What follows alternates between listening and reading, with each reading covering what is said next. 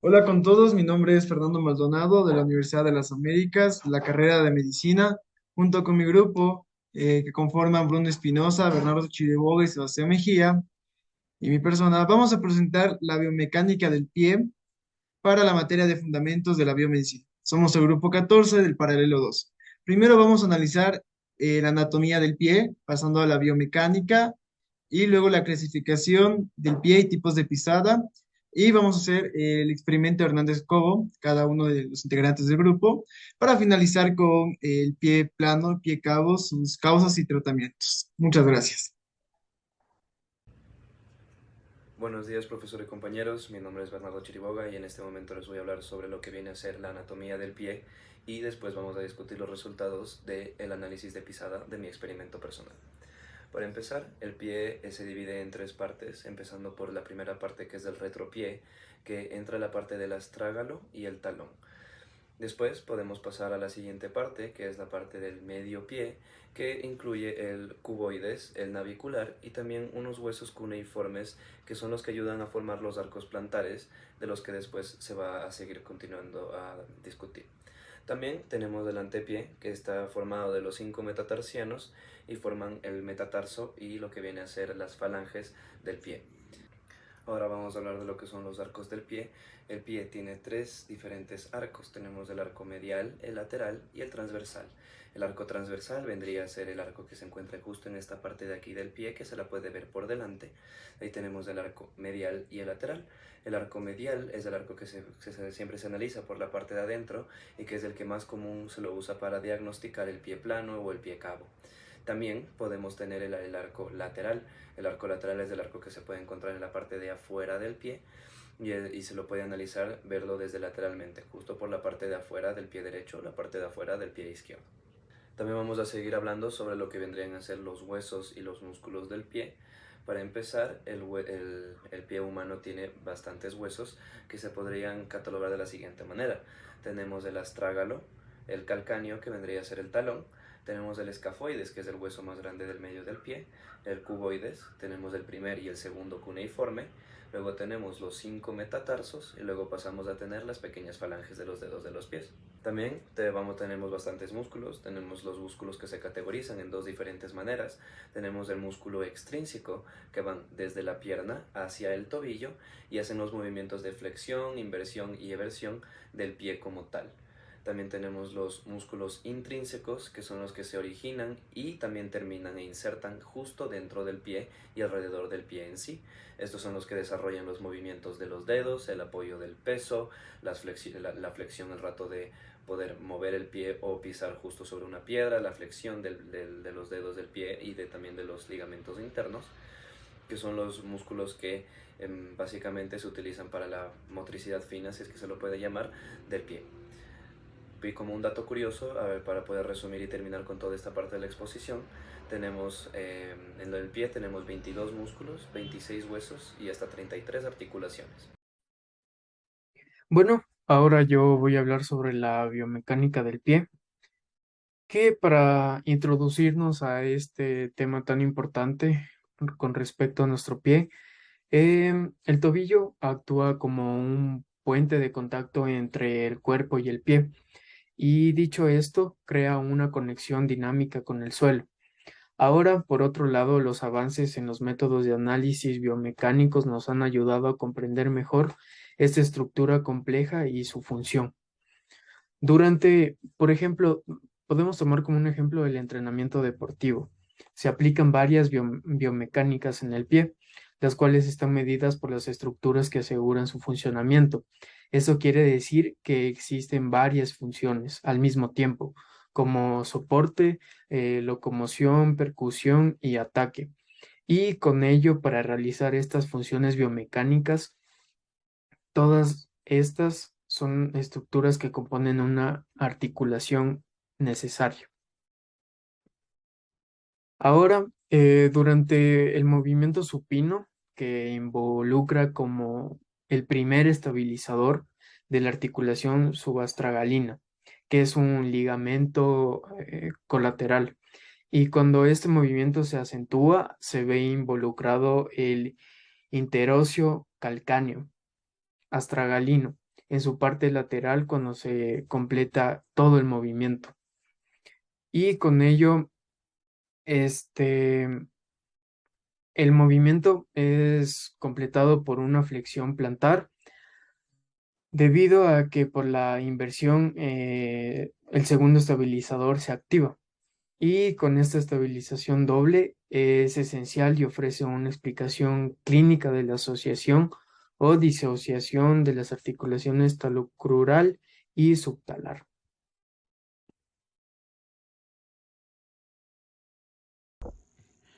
Bueno, respecto a la clasificación del pie, vamos a tener un pie plano, un pie cabo y un pie normal.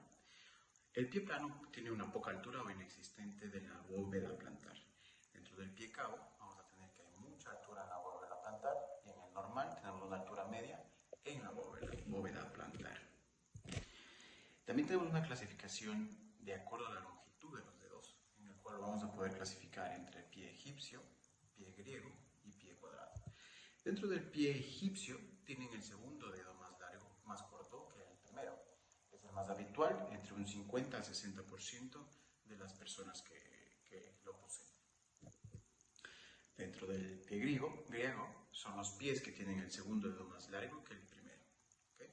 Aproximadamente un 15% de la población tiene este tipo de pie. El principal problema puede venir cuando la longitud del segundo dedo es excesiva, sobrepasando en más de 1 centímetro al primer dedo. Dentro del pie cuadrado son los pies que tienen la misma longitud en el primer grado y en el primer dedo y en el segundo dedo. Son menos frecuentes y suelen ser pies más anchos, por lo que las personas que tienen este tipo de pie necesitan zapatos con hormas de mayor espacio a la hora de calzarse. También tenemos una clasificación según la longitud del primer metatarsiano, en el cual lo podemos clasificar como el índice minus, el index plus y el del primer metatarsiano, en el cual lo podemos clasificar como el index minus, el index plus y el index plus minus. Si hablamos del index plus minus, es el primer metatarsiano, es más corto que el segundo. Esto significa que durante el paso, el segundo metatarsiano soporta parte de la carga que le corresponde al primero y puede aparecer sobrecargas como metarsalgias en esa zona. Esto es una inflamación de los metacarpos. Además, este tipo de pie tiene más posibilidades de desarrollar a los valgus, que es un nombre común llamado también los juanetes. Dentro del index plus, tenemos que el primer metatarsiano es más largo que el segundo. En ocasiones se relaciona con una mayor probabilidad de sufrir algunas patologías como la sesamoiditis, que no es más que una inflamación de dos pequeños huesos que están debajo de la cabeza del primer metatarsiano. Y el index plus minus es del primer metatarsiano y el segundo son completamente iguales. La longitud de los metatarsianos es muy importante porque de ella depende la llamada fórmula metatarsal, posición que tienen las cabezas de los 5 metatarsianos entre sí. Dentro de los tipos de pisada tenemos la pisada del pronador, neutro o supinador. Dentro del pronador, la pronación no es más que la rotación del pie hacia el interior del caminar o correr. Existen distintos grados según la inclinación hacia la zona interna de la pierna. En estático o cuando alguien está parado, desde una visión posterior con la formación de una osteopatía, pues se puede detectar que la línea vertical del talón no coincide con la del tendón de Aquiles, dando lugar a una angulación lateral externa. Dentro del neutro, que es el más común, donde el pie no rota hacia ningún lado y sigue un propio eje. Y el supinador, la supinación es la rotación del pie hacia el extremo exterior al caminar o correr. Al igual que en el caso del pie pronador, existen distintos grados de la angulación. Ponemos como ejemplo, los corredores que supinan en exceso tienen una mayor predisposición a sufrir esguinces.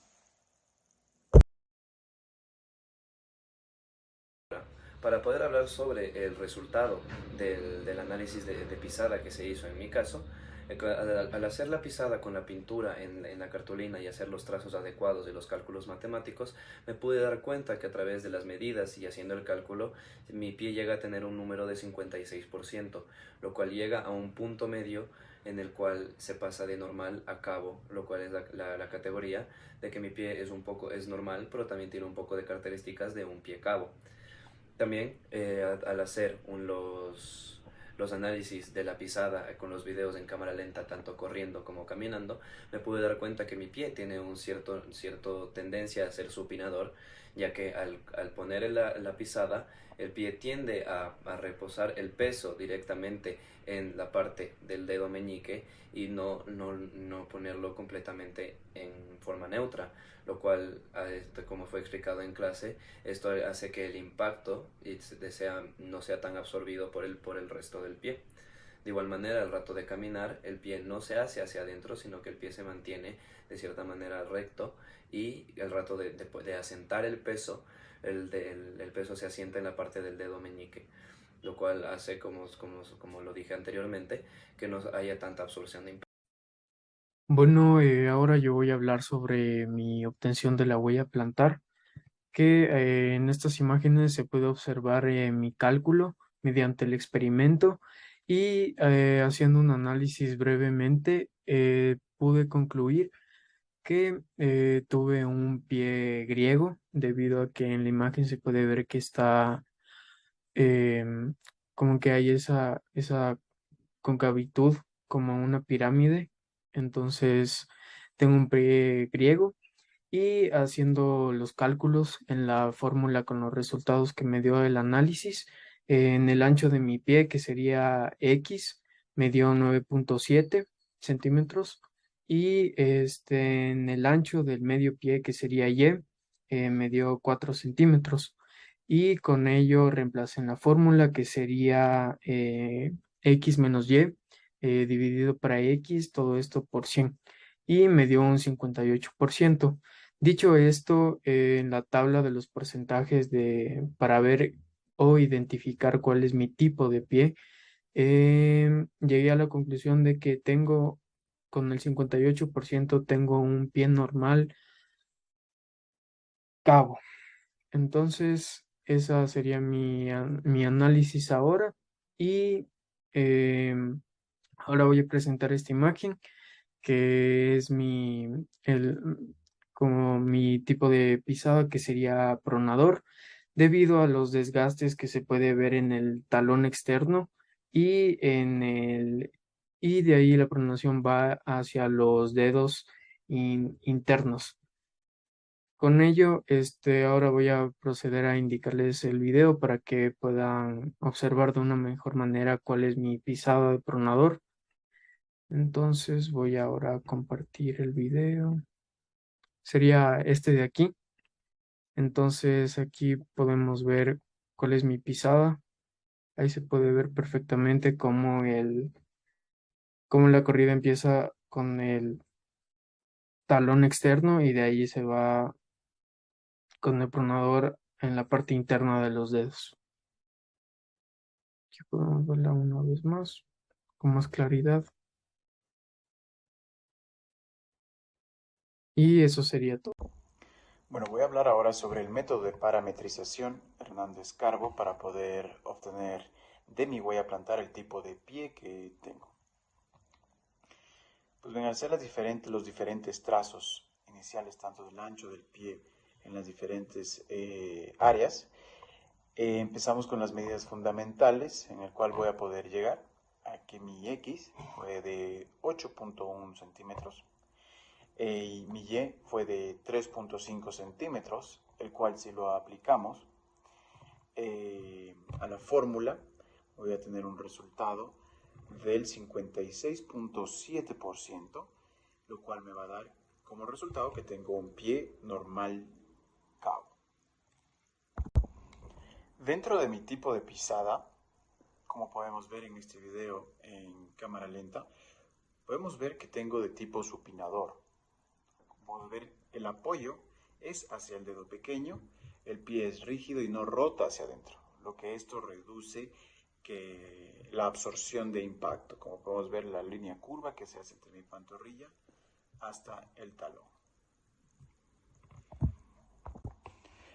Esto lo podemos corroborar con la siguiente imagen, en la cual vemos y analizamos el desgaste de mi zapato, en el cual podemos ver que toda la porción lateral está desgastada, tanto en la porción de los dedos y en la parte de los talones, corroborando que mi tipo de pisada es de supinador. Bueno, para poder hablar de mi tipo de pie y tipo de pisada, tenemos que basarnos sobre la experimentación de Hernández-Cobo, que a partir de los cálculos matemáticos, del análisis que logré hacer de mi tipo de pisada, logré concluir que mi tipo de pie salió como un 64,7%, lo cual quiere decir que tengo un pie totalmente cabo, como se puede observar en la imagen.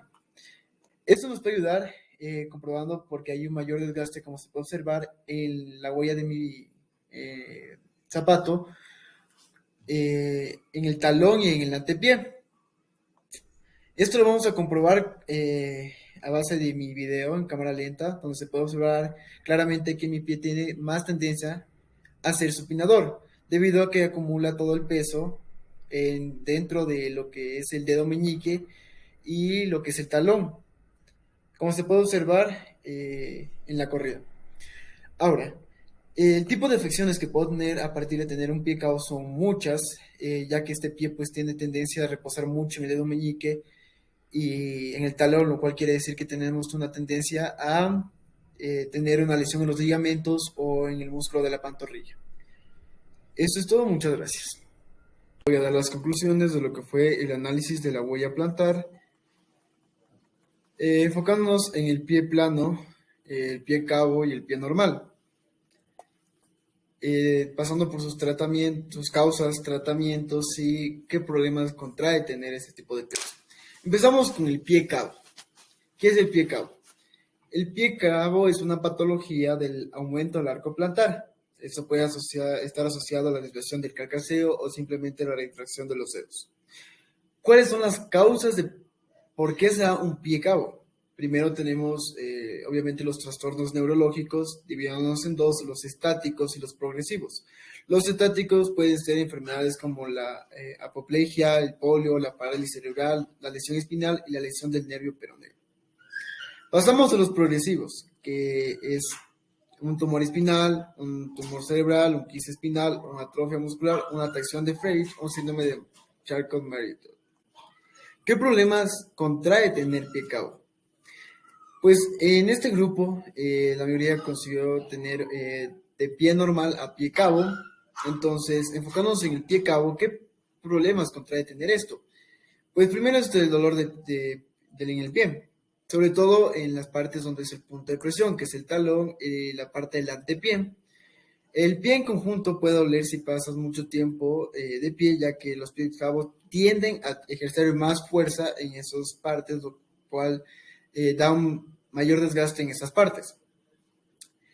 ¿Cuál es el tratamiento para un pie cabo? Principalmente, lo que puede contraer tener un pie cabo es, si es un caso leve, el uso de plantillas de soporte en el metatarsiano o la cirugía en casos de ya más gravedad. El pie plano. El pie plano es una afección común. En los arcos de la parte interna del pie se pueden aplastar la presión de ellos.